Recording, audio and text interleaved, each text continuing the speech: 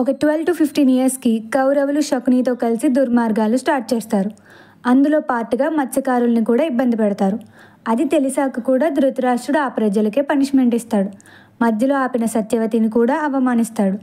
అప్పుడు అర్థమవుతుంది సత్యవతికి ఆ రోజు విదురుడు ధృతరాష్ట్రుని ఎందుకు రాజుగా వద్దన్నాడో. ఎలా అయినా పాండుని ఒప్పించి హస్తినాపురంకి తీసుకురావడానికి సత్యవతి విదురుడు బయలుదేరతారు. ఇంకొక వైపు పాండవులు ఎంతో డిసిప్లైన్తో ఒకరి మీద ఒకరు చాలా ప్రేమ చూపిస్తూ హ్యాపీగా గడిపేవారు. అలాగే వాళ్ళ నాన్న దగ్గర ఎన్నో గొప్ప విషయాలు నేర్చుకునేవారు. ఒకరోజు సహదేవుడికి ఏదో తప్పు జరుగుతున్నట్టు అనిపించి కుంతికి చెప్తాడు. తీరా చూస్తే పాండు ఏమో మాద్రితో కలిసి కనిపిస్తాడు. కుంతి ఆపేలోపే అనర్థం జరిగిపోతుంది. కాసేపట్లో పాండురాజు కూడా చనిపోతాడు. కరెక్ట్గా అదే టైంలో సత్యవతి విదురుడు కూడా వస్తారు.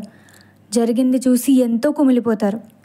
ఇక మాద్రి తను చేసిన తప్పుని ఒప్పుకొని ఇంక బ్రతికే అర్హత తనకి లేదని ప్రాణం వదిలేస్తుంది. ఈలోపు హస్తినాపురిలో శకుని ఒక ప్లాన్ వేస్తాడు. సత్యవతి తిరిగి వచ్చేలోపు దుర్యోధనుని రాజుని చేసేద్దామని. మరి అది జరిగిందో లేదో నెక్స్ట్ చూద్దాం.